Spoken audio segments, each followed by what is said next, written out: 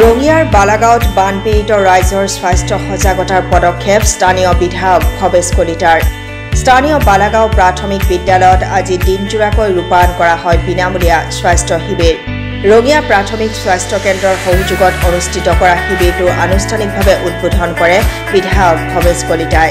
আৰু উদ্বোধনী ভাষণ প্ৰসংগত বৃহত্তৰ অঞ্চলটোৰ বানপীড়িত লোকসকলৰ স্বাস্থ্য সজাগতাৰ প্ৰতি লক্ষ্য ৰাখি শিবিৰটো অনুষ্ঠিত কৰা হৈছে বুলি সদৰি কৰে। লগতে ইয়াৰ জৰিয়তে স্থানীয় ৰাইজ উপকৃত হোৱাৰো আশা প্ৰকাশ কৰে ভৱেশ কলিতাই। ইফালে শিবিৰত কেইবা শতাধিক বানাক্ৰান্ত লোকক স্বাস্থ্য পৰীক্ষা কৰাৰ লগতে বিনামূলীয়াকৈ ঔষধ আদিও যোগান ধৰা হয়। আজি আমাৰ ৰঙিয়াৰ বালাগাঁৱত আমাৰ স্বাস্থ্য বিভাগৰ সৌজন্যত ৰঙিয়া ব্লক পিএইচচিৰ সহযোগত আৰু আমি নিজে এই উদ্যোগ এটা লৈছিলোঁ, তত্বাৱধান এটা ল'ব কৰিছিলোঁ। এই অঞ্চলত যদিও বৃহৎ বানপানী হোৱা নাই বা বিস্তৰ ক্ষতিসাধন হোৱা নাই, বৰীয়া নৈৰ আজিৰ পৰা 15-20 দিন আগতে এটা অঞ্চল প্লাবিত হৈছিল। সেই অঞ্চলৰ ৰাইজক এক স্বাস্থ্য সেৱা দিয়াৰ নিমিত্তে এটা বিনামূলীয়া হেল্থ কেম্প আমি ইয়াত অৰ্গেনাইজ কৰিছিলোঁ। আজি বিভিন্ন বিভাগৰ ডক্টৰ, নাৰ্ছ, লগতে বিভিন্ন ধৰণৰ টেকনিচিয়ান ইয়াত উপস্থিত আছে। প্ৰায় 500খন মানৰ ব্যক্তিক বিনামূলীয়াকৈ চিকিৎসা কৰাই নহয়, তেওঁলোকৰ ঔষধ পাতি যোগান ধৰা হ'ব। সেই নিমিত্তে এই শিবিৰটো আয়োজন কৰা হৈছিলে। ৰাইজে যেন ইয়াৰ পৰা সুবিধাখিনি লয়, মই তাকে কামনা কৰিছোঁ।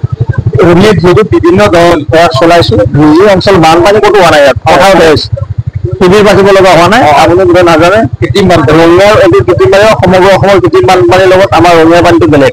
আমাৰ ইয়াত কাৰো ঘৰ তল যোৱা নাই, গৈছে যদিও কাৰোবাৰ পানী ব্লক কৰি থৈছে, সেইকাৰণে হৈছে, বা ইয়াত শিবিৰ পাতিবলগীয়া হোৱা নাছিলে। সেইকাৰণে য'ত শিবিৰ হয় তাত বেছি প্ৰায়ৰিটি দিয়া হয়। ইয়াতকৈ আমাৰ আমি দেখিছোঁ গোলাঘাট, কলিয়াবৰ, কাজিৰঙা অঞ্চল বিস্তৰ ক্ষতি হৈছে, গহপুৰত বিস্তৰ ক্ষতি হৈছে। সেই সকলোকে আমি আমাৰ কাৰ্যকৰ্তা অনুযায়ী আহ্বান জনাইছোঁ। ডিব্ৰুগড়ত বিস্তৰ ক্ষতি হৈছে। সেই অঞ্চলৰ ৰাইজকো আমাৰ দলৰ কাৰ্যকৰ্তাসকলে সহযোগিতা আগবঢ়াইছে। আৰু আমি সকলোকে আহ্বান জনাইছোঁ যে স্বাস্থ্য বিভাগৰ উদ্যোগত বা স্বাস্থ্য বিভাগৰ লগত লৈ আমাৰ কাৰ্যকৰ্তা বন্ধু বাইদেউসকলে সন্মানৰ ৰাইজক যেন এই দুৰ্গতসকলক সহায়ৰ হাত আগবঢ়ায়। লগতে এই সময়ত কিছু স্বাস্থ্য বা ৱাটাৰবৰ্ন ডিজিজ কিছু হয়, লগতে বিভিন্ন ধৰণৰ মানে বানপানী যোৱাৰ পিছত পোষ্ট ফ্লাড বিভিন্ন ধৰণৰ এফেক্টিভ হ'ব পাৰে। সেই কথাবিলাক সজাগতা কৰি বা খোৱা পানী পিউৰিফিকেশ্যনৰ কাৰণে দায়িত্ব ল'ব লগা হয়। DDT পাউডাৰ, ব্লিচিং ইত্যাদি ডিষ্ট্ৰিবিউশ্যন কৰিব লগা হয়, ফেনাইল দিব লগা হয়, কাৰণ কীটনাশক দৰৱ, লগতে সাপ, অস্তিত এইবিলাকো ওলায়। আৰু এইবিলাকো কিছু সংখ্যা কমোৱাৰ কাৰণে এইবিলাক ব্যৱস্থা কৰা হয়।